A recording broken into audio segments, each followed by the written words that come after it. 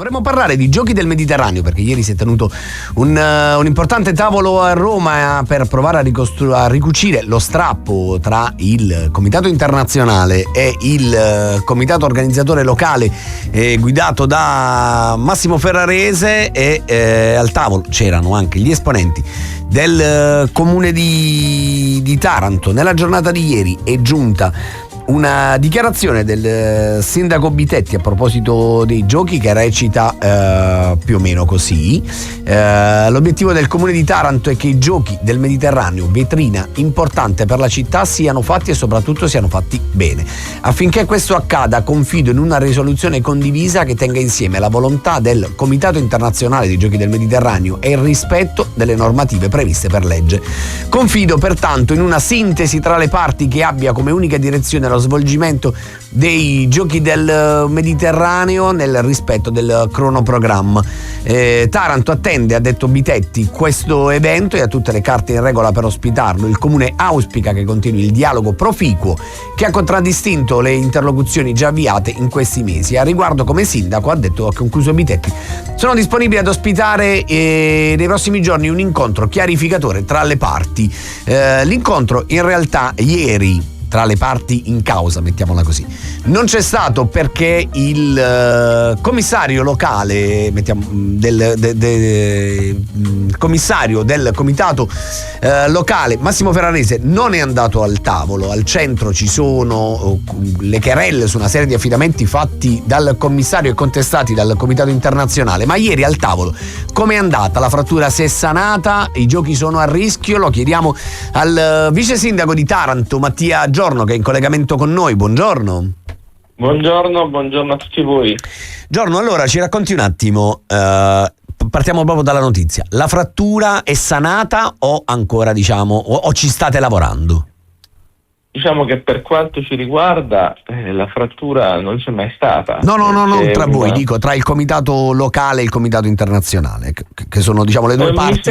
Mi sembra di capire che sia rientrato per ora tutto, quindi siamo riusciti a trovare punti di convergenza e di dialogo sugli obiettivi comuni che abbiamo da raggiungere per i prossimi giochi del Mediterraneo. Quindi noi con il sindaco siamo intervenuti a mediare nel rapporto tra il comitato internazionale e il comitato locale, e credo che tutto sommato quello che conta è il risultato. Abbiamo appunto registrato la convergenza di intenti per salvare i giochi e per fare in modo che si possa correre con lo sbloccare alcune questioni della parte organizzativa, che è una parte complessa, lunga e anche abbastanza faticosa in termini di lavoro, quindi direi bene. Talmente difficile, talmente complicata che per un po' c'è stata quasi la speranza, di spostare i giochi. Adesso come siamo messi?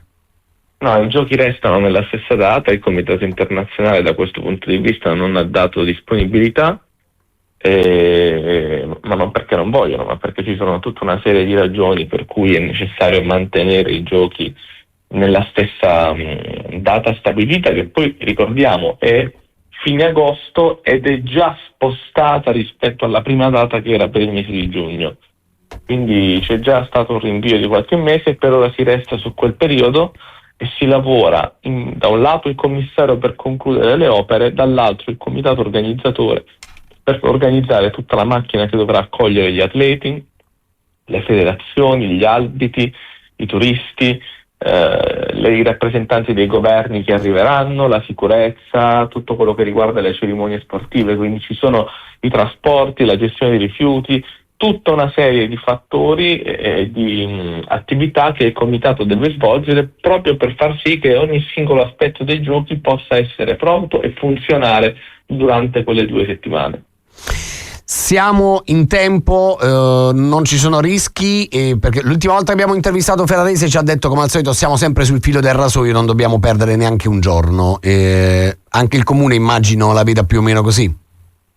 Sì, non solo un giorno, non possiamo perdere un'ora, ogni singolo minuto sprecato è un minuto che non ritorna, e ormai siamo a 10 mesi circa dalla competizione, e quindi non possiamo permetterci davvero di perdere più tempo, e ci auguriamo che non ci si debba trovare di nuovo in condizioni di di incomprensioni, ecco, mettiamola così, nei rapporti tra il commissario e il comitato internazionale, ma più in generale in tutte le parti coinvolte, ecco. Sì, diciamo. non vorremmo trovarci di nuovo a dover mediare, ecco, diciamo, mettiamola così. Non ve lo auguriamo, Giorno.